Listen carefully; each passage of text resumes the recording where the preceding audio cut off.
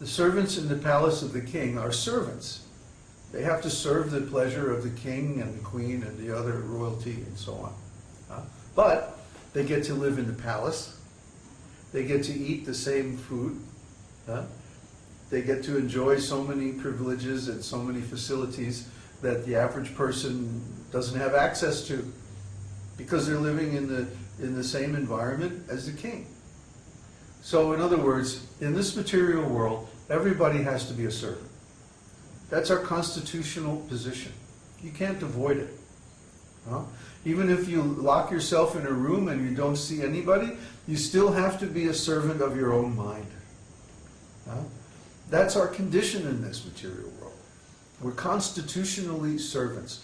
We serve our family, our children, our mate, our friends, and then we go to work and we serve our employer, or we serve the government, or somebody.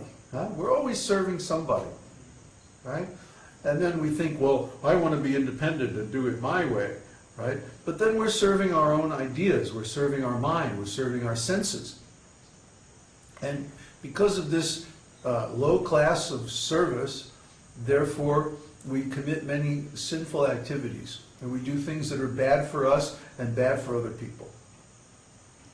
So what are we doing in this material world, trying to serve these different temporary causes?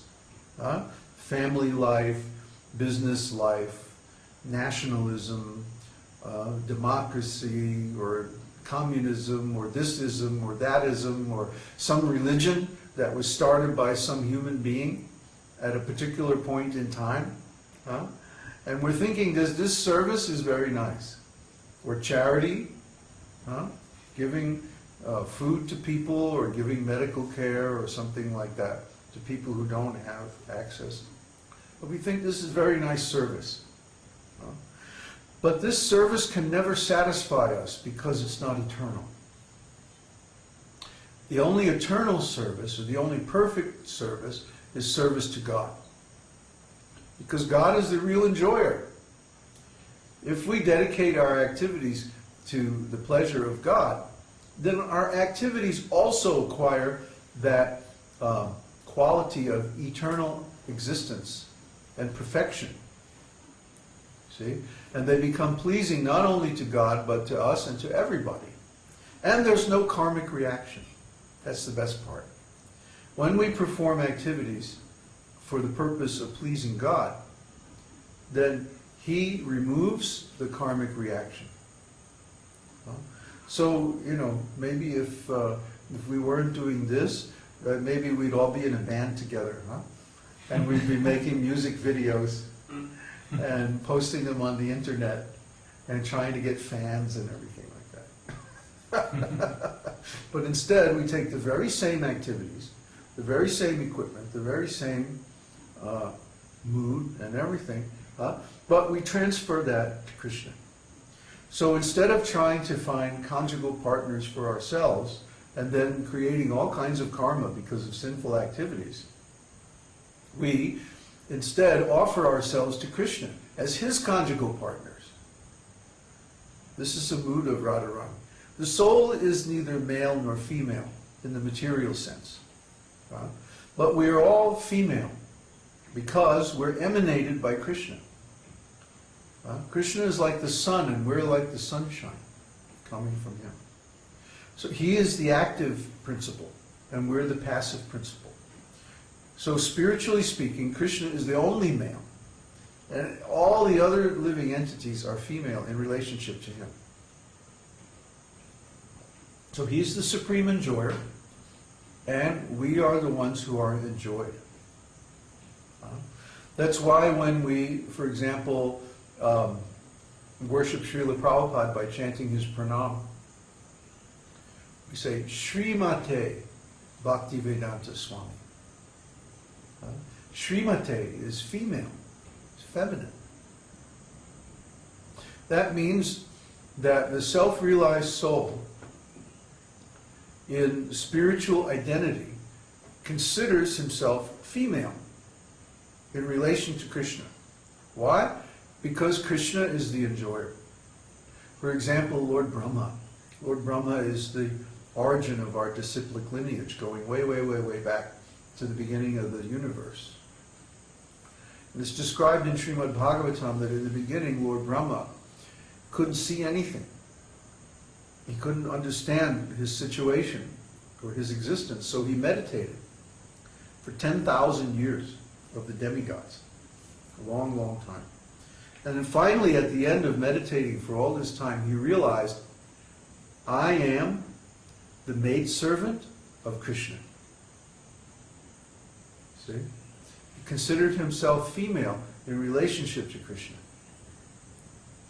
So this mood of self-realization in the conjugal servants of the Lord has been going on for a long, long time. This isn't something new. It's not something that we made up. It's not a fad or a fashion.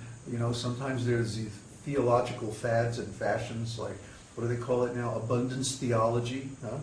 That because we worship God, then He's going to give us everything. Right? Well, maybe. Depends on your karmic situation. But we don't think like that. We go back to the original origin of Vedic knowledge in this universe, Lord Brahma.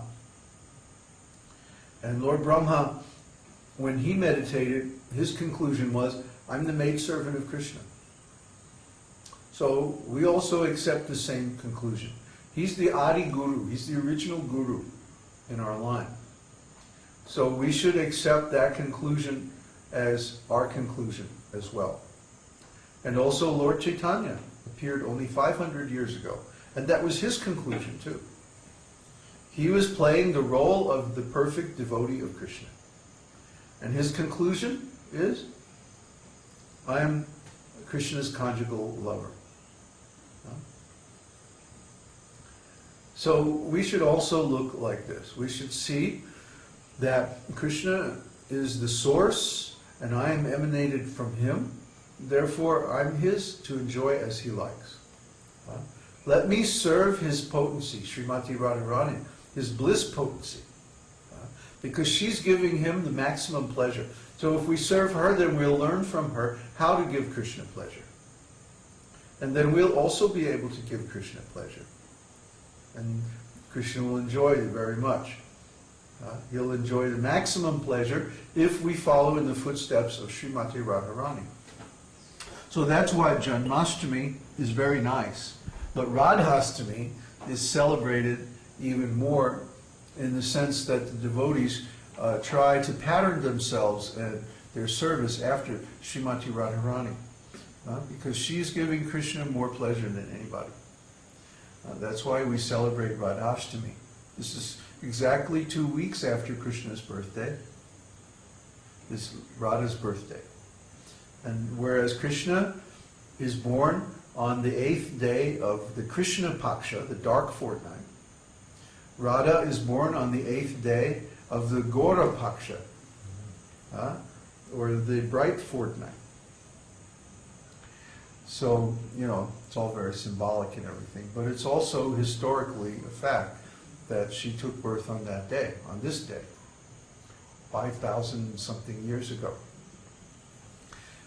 She accompanied Krishna to this world, and this is the special thing about Krishna's pastimes in this world, that he reveals the actual nature of Goloka Vṛndāvana. Krishna doesn't have to come here, you know. He is perfectly competent to simply enjoy like anything in the spiritual world. He doesn't need to bother himself to come here.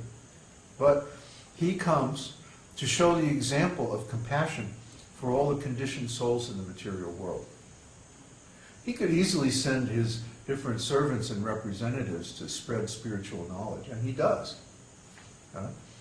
Narada Muni, and Lord Brahma, Lord Shiva, you know, they're all great souls here in this material world, and they can spread this knowledge just as well. Well, why does Krishna come? Because he personally has an interest in rescuing the conditioned souls.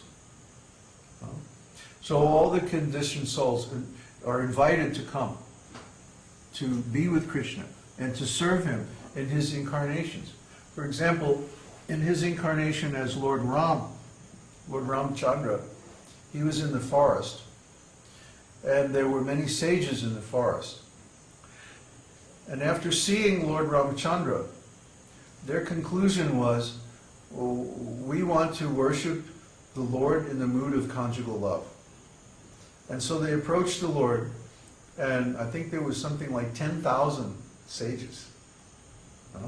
They approached Lord Ramchandra and they say, our conclusion is, we want to worship you in the mood of conjugal love. And Lord Ramchandra said, well, in this incarnation I only accept one wife.